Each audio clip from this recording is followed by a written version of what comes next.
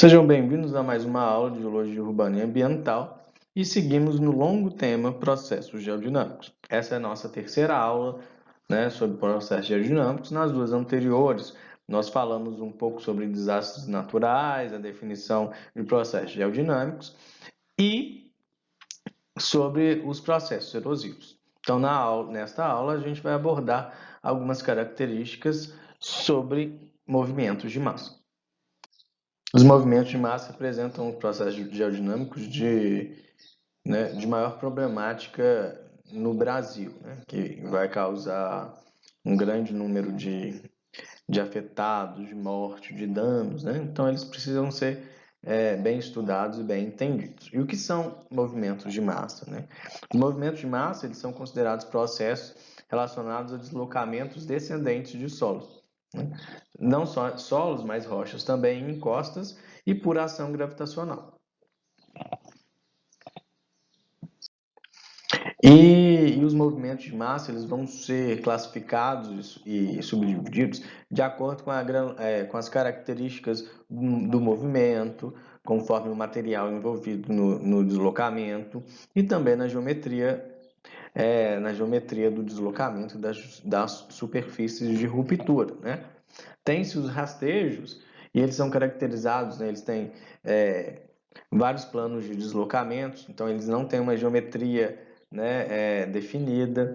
As velocidades de ocorrência são velocidades muito baixas, os movimentos eles podem ser variáveis, movimentos constantes, sazonais, intermitentes, e pode acontecer tanto em solos, como rocha alterada e também fraturada, muito fraturada, e também depósitos de materiais inconsolidados, como os depósitos de talos. Rastejos ocorrem, relatam rastejos muito associados a depósitos de talos. O outro grupo de movimentos de massa são os escorregamentos. Basicamente, eles são caracterizados por poucos planos de deslocamento, são planos de deslocamentos visíveis. As velocidades elas variam de médias a altas, e o volume de material movimentado varia muito, pode ser de pequenos a grandes volumes, a depender da intensidade, e das características dos materiais e do meio físico associado. E também a geometria dos materiais são variáveis, tanto que a gente vai ver mais à frente, os escorregamentos eles vão ser subdivididos de acordo com as características geométricas de materiais envolvidos. O outro grupo são as quedas, e essas quedas elas sempre estarão relacionadas com rochas mesmo, material rochoso.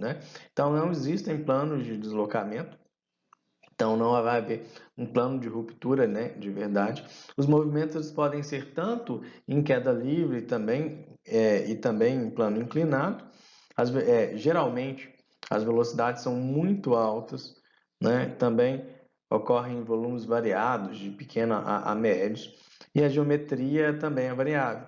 Pode ocorrer movimentação de blocos, de placas, de lascas, enfim, de N formas aí. E geralmente essas formas vão ser condicionadas pelas descontinuidades presentes nas rochas. E, por fim, as corridas, E que justamente existem muitas superfícies de deslocamento, podem ser internas, externas. E esse material, o material ele se movimenta de forma muito semelhante a um líquido mais viscoso. Geralmente acontece ao longo de drenagens, As velocidades são médias a altas, e mobiliza solo, rocha, detritos, água. Geralmente são caracterizados por grandes volumes e o seu raio de alcance é muito grande. E acaba que tem um poder de transporte muito grande. Então, de certa maneira, e essas corridas elas podem ser divididas quando eu tenho um movimento uma corrida predominantemente de lama, né, de material de granulometria mais fina e com muita água, a gente tem os mud flows. Quando a gente tem menos saturação e material um pouco mais arenoso, enfim, com uma granulometria um pouco maior, a gente tem os earth flows. E quando a gente tem muito detrito, muito fragmento de rocha de diversas granulometrias, a gente tem o debris flow, que são as corridas de detritos, né? E antes da gente, de fato, discorrer sobre os diversos tipos de movimentos de massa, vamos pensar, né, quais são os condicionantes dos movimentos de massa, né? Sobretudo os escorregamentos, as quedas e as corridas. Quais são? Né?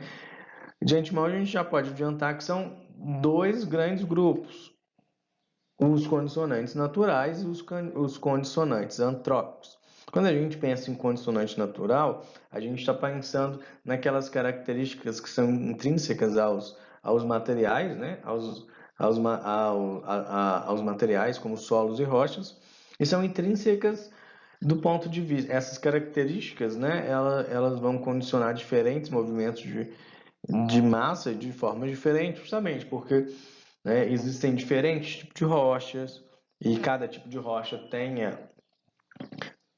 uma estrutura, né, tem estruturas geológicas diferentes, com geometria diferentes, com relações, né, angulares diferentes, e da mesma maneira em que a gente pode ter, né, maciços aí mistos com solos e rochas, né, ou só rochas, ou só solos, enfim, o relevo, que também vai influenciar bastante, né, quanto maiores as declividades do relevo, das encostas, dos taludes, né? Maior vai ser a problemática relacionada à movimentação de massa. A vegetação, a presença ou não, também é uma questão muito importante, né? Justamente porque quando há presença de vegetação, né, as raízes das plantas, das árvores, elas têm uma função de atirantamento, né, que na realidade é a função de fixação mesmo. Então, acaba aumentando a resistência ao cisalhamento dessas encostas, desses taludes. O clima, justamente, boa parte desses movimentos de massa serão deflagrados também devido ao aumento do teor de umidade, do grau de saturação dos maciços, sejam terrosos ou rochosos. Então, o clima vai influenciar bastante, né? E quando a gente pensa em clima, a gente está falando em quantidade de chuva, né? E também calor, mas não principalmente quantidade de chuva. E quando a gente pensa, né, no nosso último condicionante, é o nível d'água. E o nível d'água, obviamente, que a gente está falando de nível d'água, de nível subsuperficial de água, né? Do nível freático mesmo.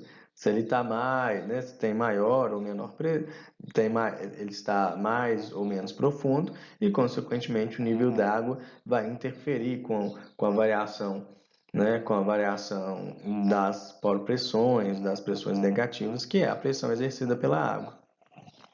E quando a gente pensa nos condicionantes antrópicos, né, a gente tem a intervenção direta na modificação da morfologia dos terrenos com cortes e aterros, né?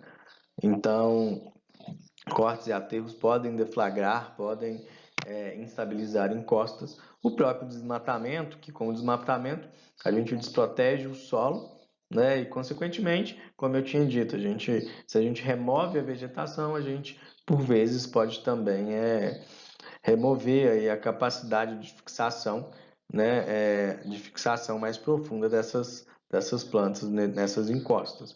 O lançamento de água servida em superfície, né, fossas sanitárias, água servida, são aquelas águas de pia, enfim, que, sobretudo naquelas regiões, né, ou regiões rurais ou regiões de maior vulnerabilidade social em áreas urbanas, a gente tem um lançamento dessas águas, né, de pia, de qualquer maneira, da mesma maneira a gente costuma ter a instalação de fossas sanitárias, o que nessas situações aumenta a saturação aumenta a saturação do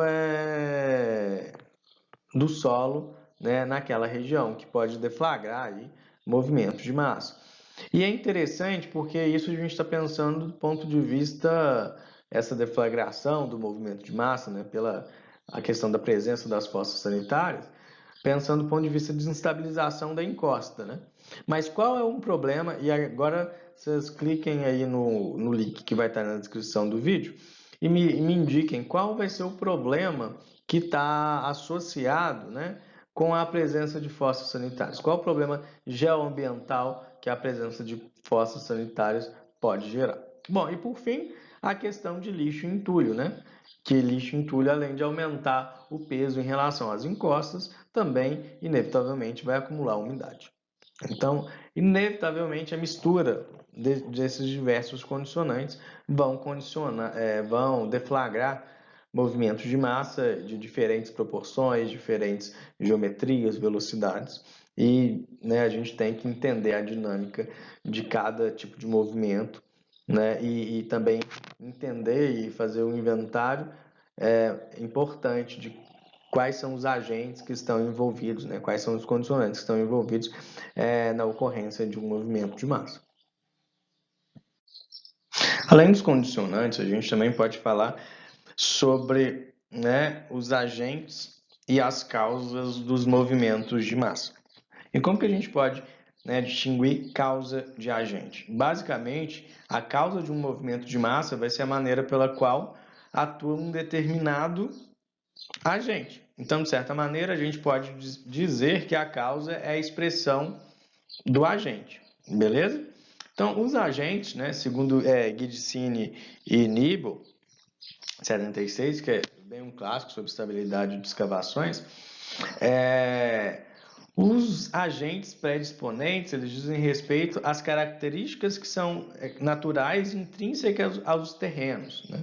Se a gente for, como observado na tabela, né, o complexo geológico, morfológico, né, o climático, hidrológico, gravidade, calor solar, etc. Lembrando que, né, o complexo, as características, os condicionantes geológicos, eles serão sempre agentes predisponentes, visto que eles são constantes. Já características morfológicas, climáticas, hidrológicas e vegetação podem mudar, então, portanto, eles também podem se tornar aí agentes efetivos, beleza? Então, os condicionantes geológicos relacionados, né, ao complexo geológico serão sempre agentes predisponentes, ao passo que o restante, né, sobretudo os aspectos geomorfológicos, né, e condicionantes relacionados à vegetação, a clima, hidrologia, eles podem, né, ser efetivos também. E ainda, Guidicini e Nibel, eles subdividem, né, os agentes efetivos em preparatórios e imediatos. E justamente essa divisão vai estar relacionada com a forma de atuação dos agentes antes da ruptura, né? Então, se a gente pensar, os agentes preparatórios, né, são quais? A pluviosidade, né, a erosão da água e do vento, congelamento, variação de temperatura. Então, todos esses agentes vão atuando, né, todos esses agentes vão atuando antes da ruptura. Então, de certa maneira, existe entre aspas, eu posso dizer que esses agentes estão preparando para a ruptura. Eles estão fragilizando os maciços, sejam rochosos ou terrosos. E quando a gente pensa nos agentes imediatos, a gente está de fato falando, né, daquele agente que vai auxiliar na deflagração da ruptura, como de repente chuvas intensas, né, algum processo erosivo muito rápido, terremotos, ondas, né, e mesmo a ação do homem. Então, eis a questão, né? Os agentes efetivos preparatórios, eles estão atuando sempre antes da ruptura. Já os imediatos, eles estarão associados ao momento da ruptura. A atuação deles ocorre no momento da ruptura. E quando a gente pensa nas causas, que de certa maneira, né, que representam a expressão deste agente, né, a gente ainda, Gidicine e Nibel, ainda dividem as causas em internas, externas e imediatas. Quando a gente pensa nas causas internas, a gente está falando, né, somente de. A gente está falando de todas as causas que atuam internamente, né, ao talude, como a diminuição, né, de parâmetros de resistência por intemperismo, né, entre outros aí. Porém, e de certa maneira, né,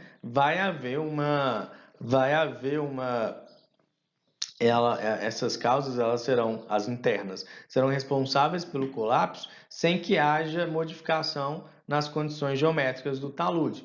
Então, se eu tenho uma diminuição da resistência por intemperismo, com o tempo esse talude pode colapsar, né? Pode colapsar. Bom, quando a gente pensa nas intermediárias, né, quando a gente pensa aqui, né, nas causas intermediárias, a gente está pensando né, naqueles efeitos que vão, né, naqueles efeitos que são causados por agentes internos ao talude, mas que refletem no interior do talude, né? Como a elevação do nível piezométrico em alguma massa homogênea, elevação de água em uma descontinuidade. Então, a elevação de água de uma descontinuidade é um efeito interno, né? É uma ação interna, porém, pode, né, é resultado de uma ação externa. Exemplo, o rebaixamento de um lençol freático, né, do nível freático, o rebaixamento rápido desse nível freático. E as externas, de fato, né, serão ações externas mesmo, atuando externamente nesses taludes. Então, de certa maneira, quando a gente muda a geometria do sistema, então a gente está externamente, né, atuando isso, ou mesmo efeito de vibrações, né? Então, as causas são a expressão dos agentes, né? Os agentes podem ser predisponentes e efetivos. Se são predisponentes, eles são intrínsecos são naturais, são características naturais intrínsecas dos terrenos. Se são efetivos, se são predisponentes, né? Se são efetivos agora, eles podem ser preparatórios ou imediatos. Os efetivos preparatórios atuam antes da ruptura e os efetivos imediatos atuam no momento da ruptura. As causas podem ser divididas entre internas, intermediárias e externas. As internas são causas, né? São causas que vão ocasionar o colapso, entretanto, sem modificação de morfologia do talude. As intermediárias é a atuação, né, de um agente externo, porém que há modificação interna nas características do talude. E quando a gente pensa naquelas causas externas, a gente está pensando numa atuação externa e também com influência externa nos terrenos. Ficou claro? Bom, né, o primeiro grupo de processos de movimento de massa são os rastejos, e justamente a característica deles é a velocidade muito baixa, né? Esses movimentos, como eu já tinha dito lá naquela tabelinha, eles podem ser constantes, sazonais, intermitentes, podem acontecer em diversos tipos de materiais, sobretudo solos e depósitos, como, por exemplo, de talos, né? E a característica dele, repetindo mais uma vez, é a velocidade. São velocidades muito baixas, né? E que vão decrescendo com a profundidade. E o que acontece no caso dos rastejos, né? Por ele não apresentar uma geometria definida e ocorrer de maneira muito baixa, todos os indícios, né, de ocorrência de um rastejo são indícios indiretos, né? Sobretudo quando a gente começa a perceber as estruturas rígidas, né? Aqui é exemplo, a gente pode identificar, né, o rastejo com a observação de cercas tortas, né, porque as cercas são colocadas na vertical. À medida que a parte, né, que a porção subsuperficial do solo começa a se mover, há também movimentação dos mourões aqui, que correspondem às cercas. Ainda, a gente pode observar também árvores tortas, né? Perceba, o movimento aqui é tão lento que permitiu que a palmeira, que o coqueiro, sei lá o que é isso, pudesse crescer. E como ele tende a crescer sempre na vertical, né, sempre para cima, à medida ele ia crescendo, à medida que o rastejo ia acontecendo, o tronco ia tombando e ele novamente ia se direcionando para a vertical. Então, a gente tem essas árvores tortas, né, que a gente consegue observar. Além disso, como eu tinha dito, né, não só nas cercas, mas as estruturas rígidas. A gente começa a observar o quê? O embarrigamento de muros, né? O muro é uma estrutura rígida, mas há uma movimentação. Então, com essa movimentação, né, o solo vem descendo e o muro vai se deformando, né, formando essas barrigas aqui. E aqui, né, além do embarrigamento, a gente pode ver. Não, aqui não é o embarrigamento, eu olhei errado a imagem, mas aqui a gente pode ver dois sinais interessantes. O poste, que também é uma estrutura rígida, né, que também está torto, da mesma maneira que acontece com as cercas, né, que a gente pode ver um poste torto.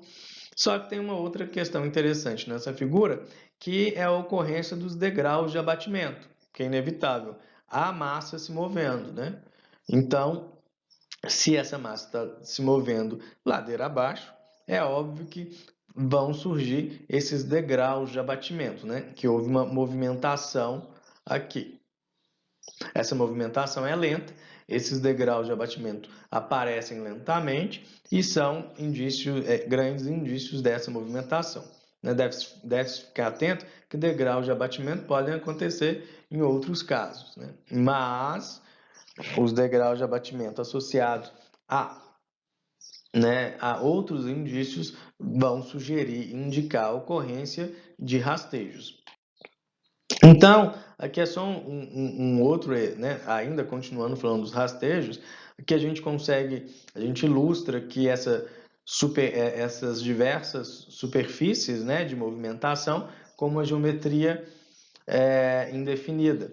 Então, nesse perfil, a gente consegue observar aqui, né, árvores tortas,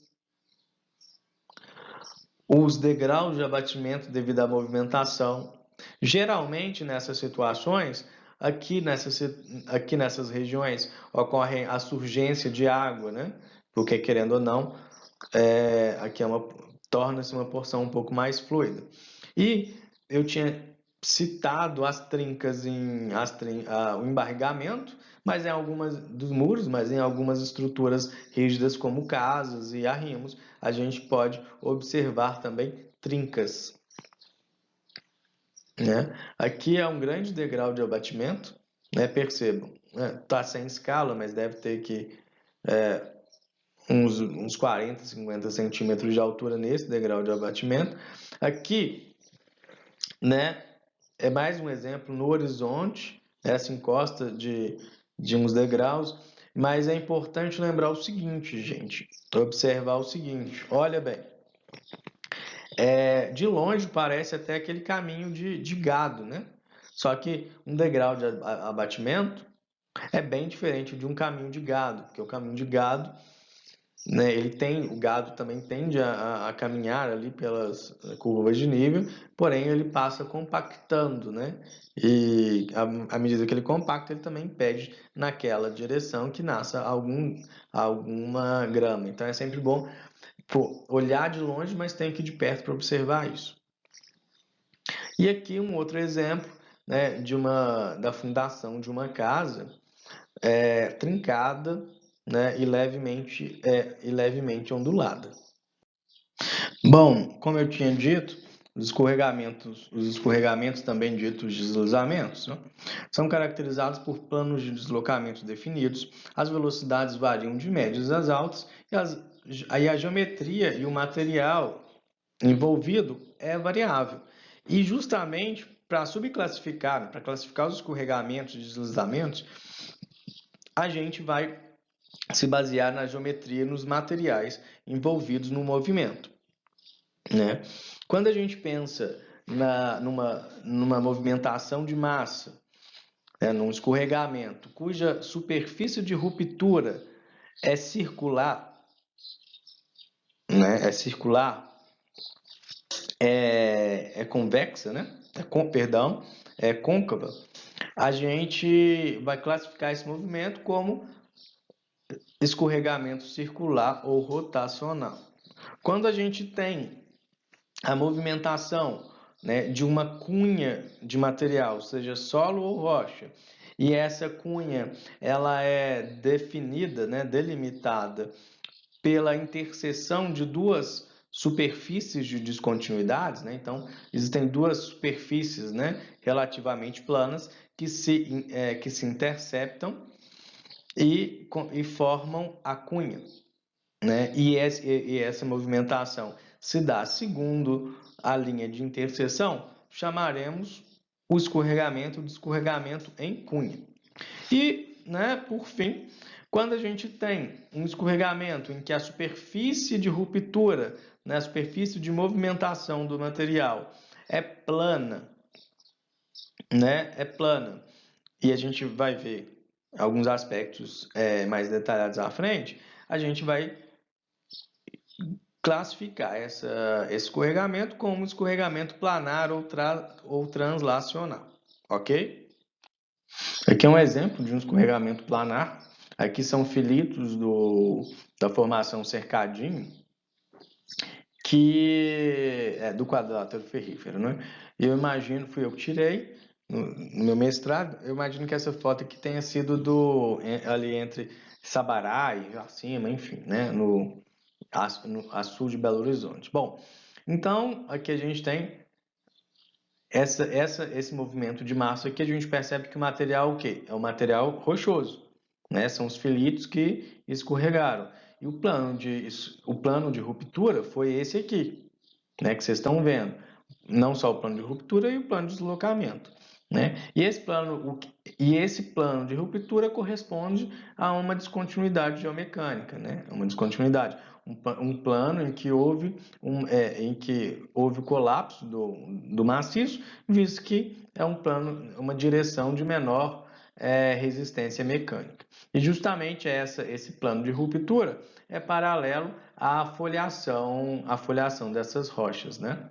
Então, nesse caso aqui, né, o que definiu o plano de ruptura foi a estrutura metamórfica da rocha, foi a foliação dessa rocha. Aqui a gente tem um outro exemplo, né? Aqui a gente já tem, se você perceber aqui, é uma região, né, bem íngreme, enfim, que tem aqui tem alguns movimentos de massa, e eu queria mostrar este, né? Aqui a gente consegue ver o quê? Solo, né? E aqui embaixo a gente já consegue ver rocha florando, né? Veja que há uma mudança na coloração. Então aqui a gente tem um material misto, né? Na realidade não é um material misto, não. O que movimentou aqui, né, o movimento de massa aqui, foi construído por solo mesmo. E o solo, né, a gente tem uma superfície plana de ruptura e o solo se movimentou, né, o plano de deslocamento desse solo que foi movimentado foi a rocha que justamente estava em contato, né, estava em contato com o solo. Então, o que a gente tem aqui? Por que existe essa descontinuidade geomecânica entre solo e rocha? Eu tenho uma rocha, né, uma rocha fresca e logo em contato a gente tem uma camada pouco espessa, né, pouco espessa. E nesse sentido aqui eu falo de 2 metros e pouco, né, pouco espessa de solo. Só que uma característica interessante de se observar é a presença de árvores de grande porte, de médio para grande porte, né? Então a gente tem um terreno muito inclinado, uma superfície de descontinuidade natural, que é o contato solo-rocha, né? E numa situação em que eu tenho chuvas intensas, né, muita chuva, eu saturo, esse solo acaba sendo saturado, então eu já tenho o aumento do peso, né, por conta do peso específico da água nos poros desse solo e também o peso devido à vegetação de médio a grande porte. Então, né, então de repente, esse material colapsa e o movimento acontece segundo o plano de contato solo-rocha. E aqui é só mais um exemplo dessa superfície de contato solo-rocha, né? Veja, olha como a rocha está fresquinha aqui. E aqui o solo que se movimentou. Esse aqui é o exemplo daquele escorregamento Ilha Bela, né? Em Ilha Bela, no Rio de Janeiro, que, que o escorregamento, o material movimentado atingiu um hotel, aí matou o dono do hotel, enfim, aquela coisa toda, né? Que foi bastante noticiado em janeiro de janeiro de 2010. Não só em Ilhabela, mas também, eu acho que em Angra dos Reis, né? E justamente aquela mesma característica. Essa imagem aqui, eu acho que ela é melhor para visualizar, né? Aqui a gente tem o plano de deslocamento, né? E esse plano de deslocamento justamente é o contato da rocha sã com o solo. Um solo que naquele... Veja aqui, né? Olha esse contato aqui, que é interessante para mostrar isso. Aqui a gente tem a rocha, a vegetação e olha só essa espessura. Aqui devia ter uns 5 metros, né? Não devia ter ser algo mais espesso, não, de solo. Então, um momento em que eu tenho muita chuva, né, eu tenho a saturação do solo, o peso das árvores de grande porte e uma superfície de ruptura. E o que acontece? Né?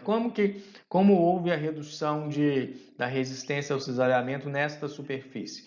Imaginem, eu já tenho o solo, a água está infiltrando, né? Porque o solo é permeável, a água está infiltrando, esse solo já está pesado, porém a água, à medida que infiltra, ela vai chegar numa barreira hidráulica, que é a rocha impermeável, né? Então a gente começa a observar um fluxo, né? Um fluxo, uma parte muito saturada nesse limite, nesse contato rocha impermeável, solo permeável. Então, com o aumento dessa saturação, a gente tem a redução da resistência ao cisalhamento e a movimentação acontece. Um outro exemplo aqui é em Cubatão, né, em Cubatão, em 85, a situação é muito similar, né, na região serrana e a gente vai observar mais à frente como, né, esses escorregamentos múltiplos, vejam, as drenagens, né? E aqui a gente já vê o volume dessas drenagens aumentado. Então a gente vai ver como a gente pode criar outros movimentos de massa correlatos à ocorrência de escorregamentos múltiplos, né? Mas a situação é muito similar, né? Um solo que não é tão espesso em contato com uma rocha mais impermeável, mais sã e cobertura vegetal bem evoluída. E um outro exemplo, 10 anos depois, porém lá em Santa Catarina, em Tibé do Sul, né, também a ocorrência de escorregamentos múltiplos.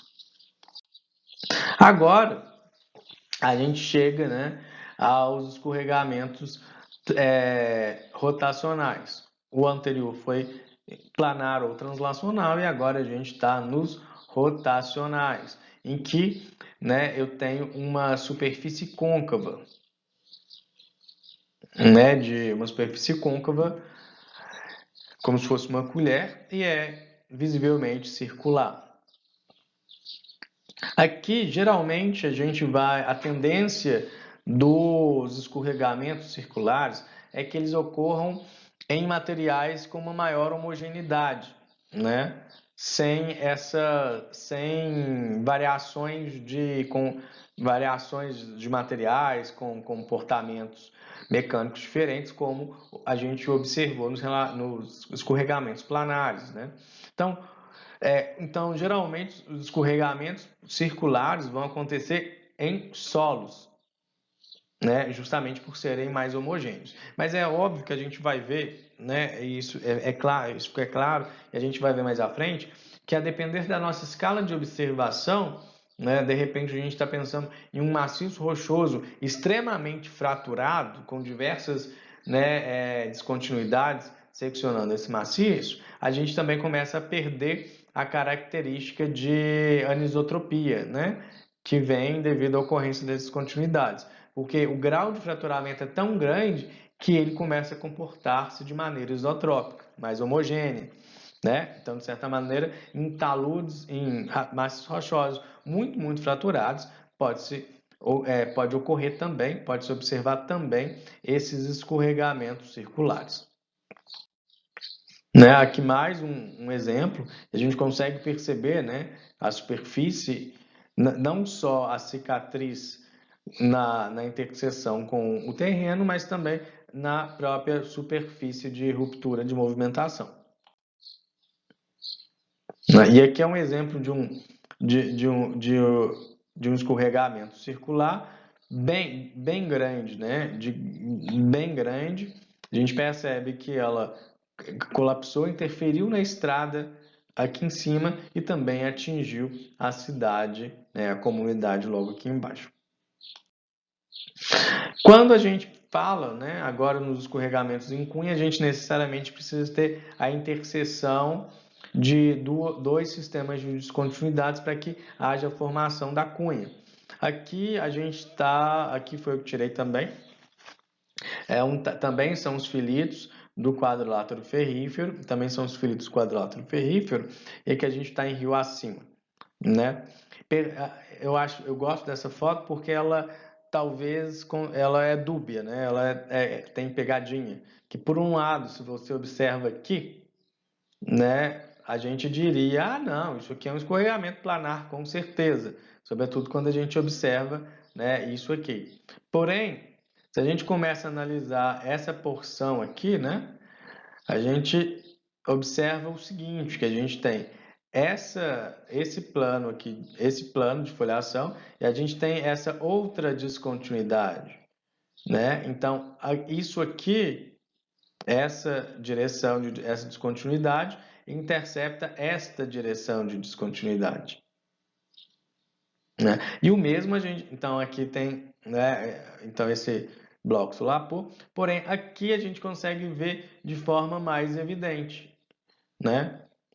Essa descontinuidade aqui entrando aqui e essa descontinuidade particionando aqui, né? Veja, esse material aqui é oriundo dessa cunha formada. E olha a linha de interseção. Aqui é um outro exemplo, mas é cunha em solo, né? É raro, mas é cunha em solo, a gente consegue perceber, né? E é um exemplo que impactou essa estrada. E aqui também, eu acho que também é da formação cercadinho, enfim, que aqui é a região da Raja Gabalho, em Belo Horizonte, né? E aqui em cima tem uma construção, é uma coisa imensa da Harley Davidson, e aqui é um talude. E embaixo, no pé do talude, passa a Raja Gabalho, que é uma avenida muito movimentada de Belo Horizonte. E já existem intervenções de consolidação, né? Que são muros gabiões, muro com gabiões. E aqui eu acho que é claro, sempre acontece, todo ano acontece alguma movimentação nesse talude, né? E aqui é claro, a gente consegue ver, né, o formato da cunha. Essa direção, as descontinuidades nessa direção, né, que a gente vê penetrando aqui, e também tem a descontinuidade nessa direção, formando essa cunha, nessa direção. E aqui a gente também consegue ver, né? Aqui também foi uma outra cunha que se movimentou. Uma outra, aqui a gente tem, né, outro escorregamento em cunha. Bom, e quando a gente pensa em queda, percebam, nos escorregamentos a gente podia ter tanto movimentos de massa, perdão, tanto movimento de massa não, tanto solos quanto rochas, né, quanto mistos. Nesse caso, a gente vai sempre trabalhar somente com material rochoso, tá? Então, esses movimentos são caracterizados pela ausência de planos de deslocamento, geralmente ocorrem, né, em um plano inclinado, né, ou em queda livre, as velocidades são altas e a geometria também é variável. Então a gente pode ter as quedas, e necessariamente quando a gente pensa em quedas, a gente está pensando, né, na perda de sustentação dos blocos que são condicionados pelas descontinuidades, e esses blocos caem em queda livre, ok? Aqui a gente tem os rolamentos de blocos, né? Muitas vezes a gente tem duas situações. Aqui em Diamantina, não que tenha rolado o bloco, mas existem situações relativamente semelhantes, né? Em que a gente tem blocos de rocha sã, né, ali imersos, associados a horizontes de rocha alterada. Né? E à medida em que os processos erosivos removem esse material alterado, né, de menor resistência, enfim, de menor granulometria, esses blocos eventualmente podem perder sustentação, né? Eles podem aflorar e depois perder sustentação, portanto, rolar, né? Rolar morra abaixo, que são os rolamentos de bloco. E, por fim, a gente tem os tombamentos, né? Que também, né, são placas rochosas que tombam. Se a gente pensar, qual é a diferença entre queda e tombamento? É porque, de certa maneira, se o bloco está tombando, ele também está relativamente em queda livre, né? A diferença é a posição das descontinuidades que estão delimitando esses blocos e essas placas, enfim, né? Por quê? Percebam, aqui a gente tem blocos condicionados, né? Nesse exemplo, por descontinuidades que estão mais ou menos paralelas à face da encosta e descontinuidades que mergulham, né, mergulham até no mesmo sentido, que a encosta, porém com uma menor inclinação, com um menor ângulo de mergulho, né? Então elas estão só caindo. Aqui, quando a gente pensa nos tombamentos, o que a gente tem? Né? Embora a gente tenha um sistema, nesse exemplo, e vai ser assim de modo geral, um sistema de descontinuidade que mergulha no mesmo sentido e também com um ângulo menor que o da encosta, né? Com ângulo menor do que o da encosta, existe um outro sistema de descontinuidade que mergulha no sentido contrário à encosta, né? O que vai permitir com que haja a delimitação dos blocos e, consequentemente, esses blocos, quando perdem, né, estabilidade, enfim, eles tombem. A gente vai ver os exemplos mais, né? E como eu disse, é só em material rochoso, só material rochoso está envolvido com isso. Aqui é um exemplo, né, de um talude ali para o lado de Nova Lima. Para o lado de Nova Lima também é meu, né? E ele também isso aqui é uma característica de queda de blocos, né? Não tem um bloco de movimentação, eles começaram a se romper aqui em cima e descer. Aqui é um outro exemplo de queda de blocos, mas é um pouco diferente, né? Aquele que eu mostrei anteriormente, ele está associado a mesma perda de sustentação em um mesmo tipo de rocha. Aqui, esse caso, se a gente perceber bem, né? Os blocos que estão caindo daqui e daqui. E qual que é a explicação disso, né? Aqui a gente tem uma intercalação, que são os fragmentos, como a gente pode observar, que é um perfil esquemático disso daqui. Então, aqui a gente tem um perfil com solo, arenito, siltito, né? Arenito, siltito e arenito. Então, eu tenho uma intercalação de arenito e siltito. Entretanto, os siltitos, eles são né, eles são mais suscetíveis ao intemperismo, eles são menos resistentes ao intemperismo. Então, consequentemente, há um intemperismo diferencial nas camadas de siltito, né? Elas se desagregam, né? E, portanto, deixam pronunciadas, né, porções da camada de arenito, que por vezes perdem a sustentação né, devido ao intemperismo e erosão aqui do siltito. Ao perder sustentação, eles se rompem, né, eles perdem sustentação, formam alguns blocos, se rompem e caem em queda livre. Ok? E aqui mais um exemplo, né? Os blocos estão se soltando daqui e caindo. Pronto. E aqui houve um rompimento bem grande, né? Que houve uma ruptura, rompimento foi difícil, né? Uma ruptura com um volume grande de blocos. Aqui é o exemplo, né, aqui já é o exemplo de rolamento. Aqui, perceba que a gente aqui está inserido numa área ocupada, uma área, né, não vou dizer uma área urbana, mas existe uma certa urbanização.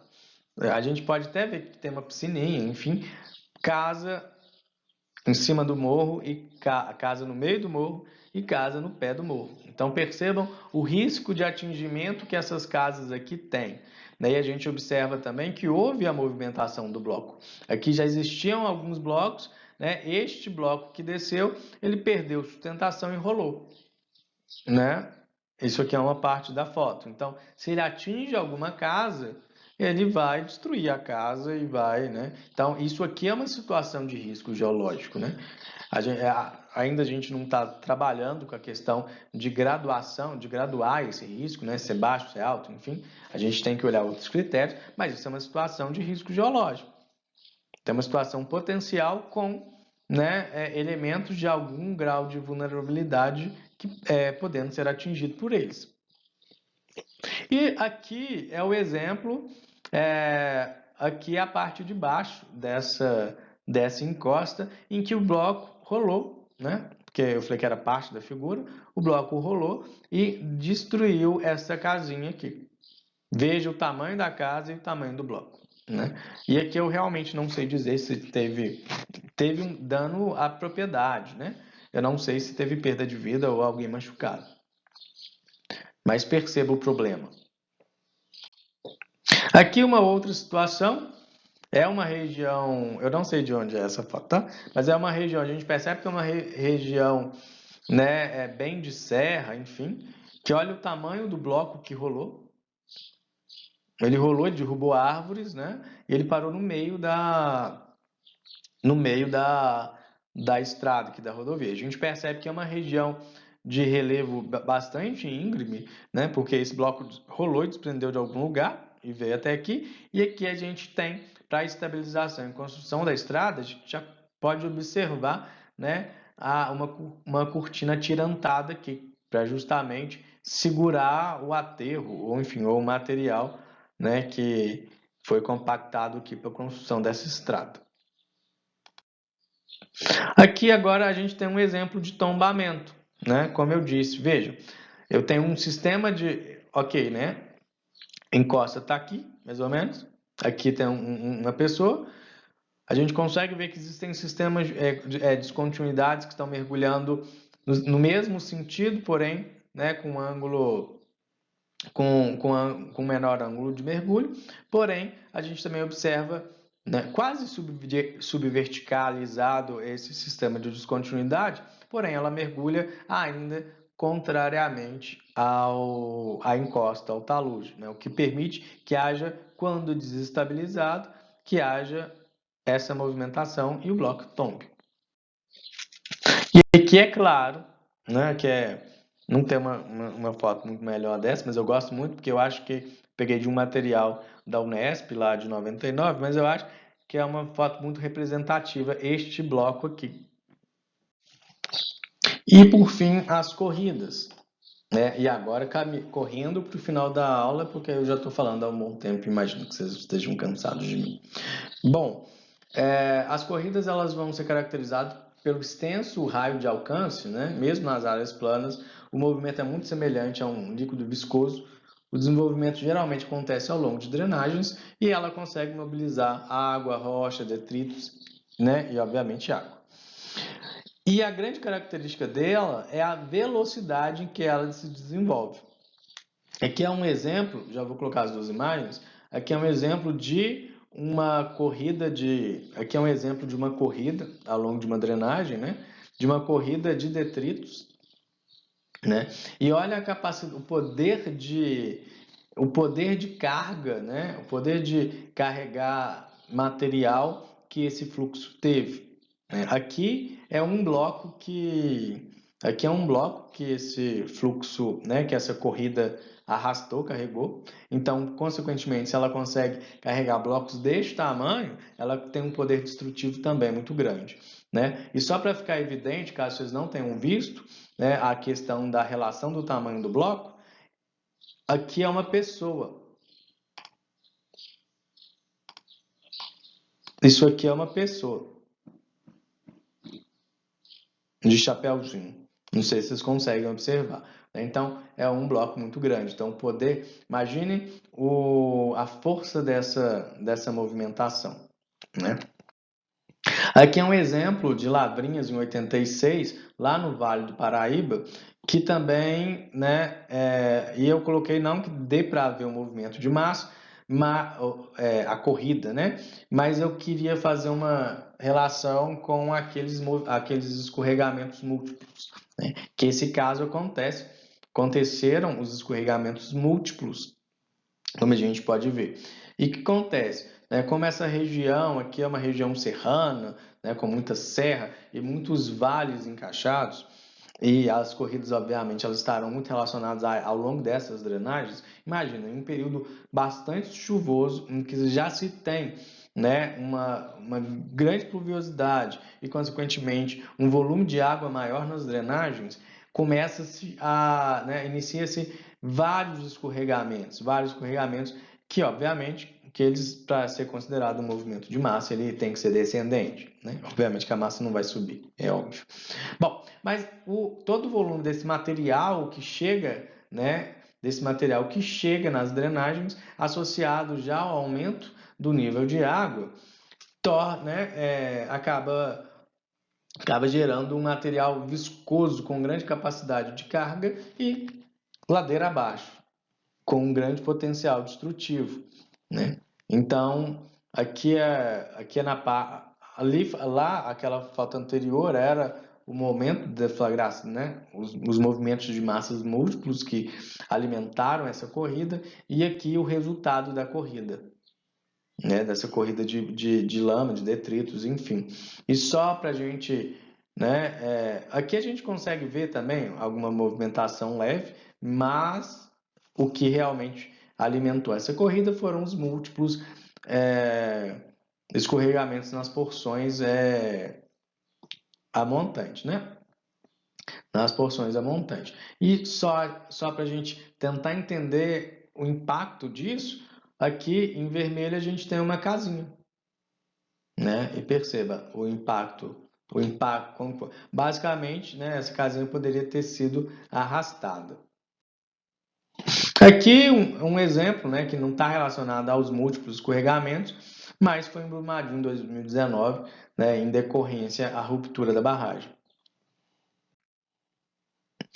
E aqui um outro exemplo no complexo Caxambu, complexo do Baú, em Santa Catarina. Aqui é só a foto de um escorregamento, mas na ocasião houveram também escorregamentos múltiplos, né, de terra aí, e que alimentou corridas de massa. Então veja, isso aqui é a corrida, né, essa corrida de massa que arrastou boa parte da vegetação seguindo a drenagem. Então aqui são mais fotos, né? Então destruiu algumas propriedades e veja, né, a capacidade de transporte de transporte sedimentar que essas corridas têm, a força dessas corridas. Olha a quantidade de blocos e matacões é possível observar aqui. Né? E não só blocos e matacões, mas também outros detritos. A gente vê entulho, né? porta, madeira e etc. E como, né, impactou bastante a realidade aqui dessa sociedade. A foto está aqui só, né, que eles estão procurando alguma coisa, mas eu não consegui, mas não dá para ver se houve desabamento de casa, se levou gente, né? Essas informações aqui eu não tenho agora. E aqui, por fim, para a gente finalizar e dizer amém, né, da parte 3 que ainda tem lá vem a 4, aqui em Ouro Preto, uma corrida de lama. Né? Ouro Preto também é uma cidade bem de serra, e uma região uma época de muita chuva, né? Houve uma grande corrida de lama, foi uma enxurrada basicamente foi uma enxurrada bem grossa com lama e material sedimentar. Né? A vantagem é que, embora tenha sido de material bastante sedimentar, enfim, e por mais que tenha conseguido arrastar alguns blocos, ela não ter, o poder destrutivo dela foi reduzido, né? Porque como aqui já estava numa área mais urbanizada, ela acabou essa corrida de lama acabou aproveitando as ruas da cidade para poder né, ir ladeira abaixo. Então é hora de dar tchau. Hasta luego.